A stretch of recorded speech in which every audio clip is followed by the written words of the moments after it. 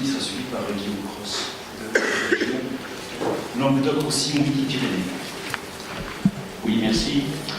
Monsieur le ministre, monsieur le commissaire, chers amis de l'action humanitaire et de la solidarité internationale, effectivement, les ONG françaises, dans le cadre de Coordination Sud, représenté ce matin par Philippe Chachon, son président, ont publié un document qui est à votre disposition, à l'entrée de la salle, un ensemble de propositions pour le sommet humanitaire mondial. C'est un document de 3 pages, je ne vais pas le lire, mais je vous invite vraiment à vous procurer si vous ne l'avez pas déjà. Ce que je voudrais dire, c'est que d'abord, cette 3e conférence nationale humanitaire, c'est un succès, parce qu'à l'issue de la première, nous ne savions pas s'il y en aurait 2, puis s'il y en aurait 3. Il fut une époque où il n'y avait pas de conférence nationale humanitaire, on mesure la différence. Cette conférence, elle s'est faite aussi en partenariat, dans le cadre d'un comité de pilotage réunissant les pouvoirs publics, autour du centre de crise et de soutien, mais aussi les ONG, les coordinations d'ONG. Et donc c'est dans ce cadre que cette conférence a été organisée, mais elle se passe bien sûr sous l'égide du ministère des Affaires étrangères qui nous reçoit ici aujourd'hui. Ce que je voudrais dire aussi, c'est qu'aujourd'hui, on a tous mesuré le fait que cette conférence est un succès par le nombre de participants, mais aussi par la diversité, la richesse des débats que nous a rappelé Véronique de manière très complète. On voit bien ce qu'on a gagné ensemble dans la journée. Je voudrais dire aussi, c'est que la conférence nationale humanitaire, c'est un outil pour aller plus loin. Ça n'est pas une conférence, c'est un moyen au service de la cause humanitaire et de son amélioration, de ses améliorations. Je rappelle peut-être un regret, une conférence d'une journée ne peut pas tout traiter, c'est que nous n'ayons pas été au cœur peut-être suffisamment du sommet humanitaire mondial. Je rappelle d'ailleurs que ce sommet n'est pas le sommet des ONG, c'est aussi le sommet des États, c'est aussi le sommet auquel est invité les collectivités locales, le secteur privé, les ONG bien sûr du Sud, les ONG du Nord, mais les États. Et sur 5000 participants, les États représenteront 2500 participants. Donc je regrette que nous n'ayons pas assez parlé, ça reste à faire, nous avons encore 3 mois pour avancer dans cette voie, du rôle des États, du rôle de la Commission européenne, qui est représentée, monsieur le commissaire, et puis du rôle, bien sûr, des Nations Unies. Alors, cela a été dit, l'humanitaire, de quoi s'agit-il? Aujourd'hui, pour reprendre ce chiffre que tout le monde a cité, c'est 60 millions de déplacés, de réfugiés, et le haut-commissaire aux réfugiés des Nations Unies a déclaré que la communauté internationale n'était plus en mesure de répondre aux besoins des populations affectées par les crises, et que les populations affectées par les crises représentent 93% des populations les plus pauvres dans le monde. Voilà quelle est notre mission, voilà quelle est notre raison d'être, c'est dont il s'agit. Ce n'est pas de corporatisme entre les différentes catégories d'acteurs, c'est comment ensemble on répond aux besoins de ces populations, qui étaient 60 millions en 2014 et qui sont plus nombreuses évidemment aujourd'hui. Alors, manque d'anticipation, manque de préparation, manque de ressources. Quand on voit les conséquences au Proche-Orient, quand on voit les conséquences qui se répercutent en Europe et les conséquences politiques que ça entraîne, c'est absolument colossal. C'est des choses majeures et qui ne sont pas terminées, qui sont en cours, qui peuvent encore s'amplifier. Je crois qu'il faut vraiment prendre la mesure de ce à quoi l'humanitaire est confronté.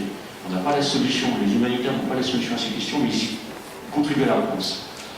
Et puis ce que je voudrais dire, comme ça a été dit aussi, je voudrais le souligner, parce que c'est très important pour les ONG, et je pense pour les autres acteurs humanitaires, ici, c'est que notre action repose sur des principes humanitaires, sur le droit international humanitaire, mais aussi sur les principes de neutralité politique, d'impartialité des secours et d'indépendance à l'égard des agendas politiques. Nous avons le plus grand respect pour la politique, qui emploie parfois l'instrument militaire. C'est la responsabilité politique de prendre ses responsabilités.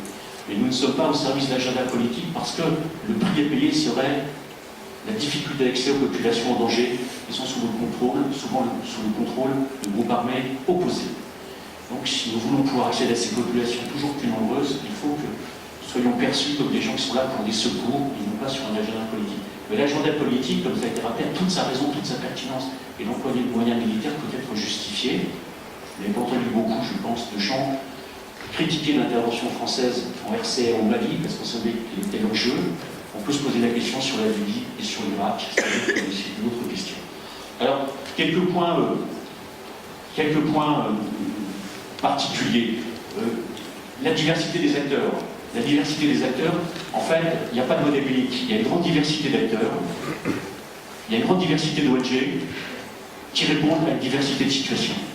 Et c'est une richesse. Il n'y a pas de modèle unique. La voie du modèle unique serait une très grave erreur. Donc il faut maintenir cette diversité d'acteurs, cette diversité de financement pour répondre à une diversité de contextes et de situations. Je ne reviens pas sur l'importance de la coordination, de la synergie, de la complémentarité. On doit faire ensemble face à ces défis immenses. Un mot aussi sur le lien humanitaire et développement, mais simplement pour vous suggérer une réflexion. Nous avons commencé à en parler sérieusement à la fin de la guerre en Bosnie, fin 95. Ça fait 20 ans qu'on parle précisément et particulièrement du lien urgence-développement. Pourquoi ne l'a-t-on pas fait plus tôt? Et est-ce que les autres grandes questions que nous avons évoquées aujourd'hui vont demander 20 ans pour être mises en œuvre? Ça fait 20 ans qu'on attend ça.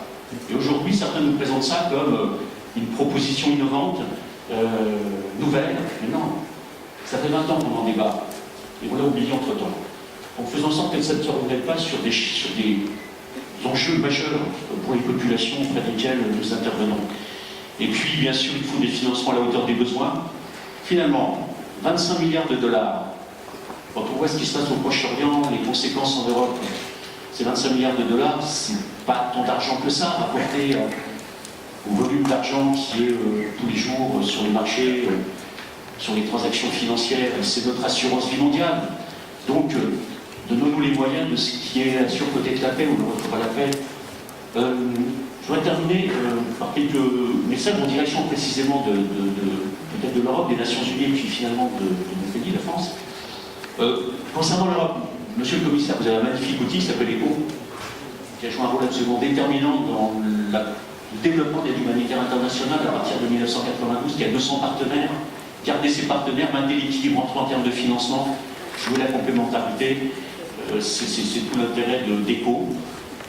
Bien sûr, il est important d'avoir de la flexibilité, de raisonner maintenant dans une prévision plutôt pluriannuelle, dans la mesure du possible. Et puis aussi, je voudrais dire une chose, continuons à simplifier, Rendons des comptes, mais continuons à simplifier. Et je veux aussi ajouter une chose, c'est que si on ne simplifie pas, les ONG du Sud ne pourront pas avoir accès à des financements internationaux. Il faut simplifier pour que ces ONG, ces acteurs puissent accéder aussi à ces financements par des méthodes ad hoc. Concernant les Nations Unies, alors évidemment, il y aurait beaucoup de choses à dire parce que finalement, où en est la réforme des Nations Unies? Quel est le bilan des Nations Unies? Je sais qu'on est très exigeant à l'égard des Nations Unies, mais finalement, c'est leur taille et le rôle majeur qu'ils occupent qui explique cela. On est souvent très critique, à tort ou à raison, mais en tout cas, quel est le bilan? Et puis, au fond, est-ce que le sommet humanitaire mondial va être à la hauteur des défis et des enjeux? Voilà. Je rappelle ce que disait tout à l'heure Nicolas Borsinger de Voice, c'est quand même une bonne question. Sûrement que les crises humanitaires mondiales sont plus complexes à poser que la question des 2 degrés, des 2,5 degrés d'augmentation du réchauffement climatique, et c'est quand même une bonne manière de poser la question.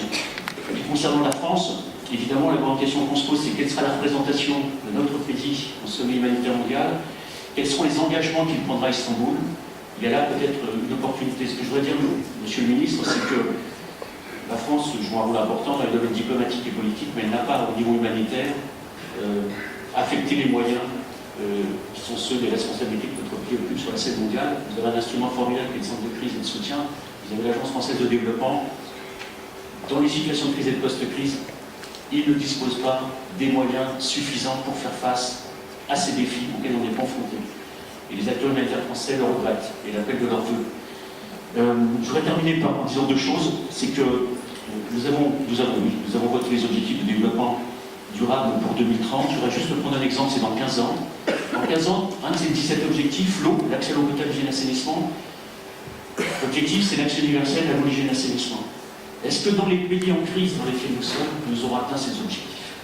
Est-ce qu'il y aura une logique entre le sommet humanitaire mondial et les ODD? Comment va-t-on faire? Je n'ai pas de réponse, mais je pose la question. Et puis un dernier point aussi, à l'issue des assises du développement et de la sécurité internationale, le président de la République nous a dit qu'il n'y a pas de sécurité sans développement, il n'y a pas de développement sans sécurité. Mais entre la sécurité et le développement, il y a l'aide humanitaire, et ce moment vital pour des populations qui ont quitté le développement du fait d'une rupture, due à un conflit ou une catastrophe naturelle. Il faut vraiment renforcer ce lien, je veux dire, entre les situations de développement de crise et de reprise du développement qui doivent conduire à la paix. C'est essentiel. Merci.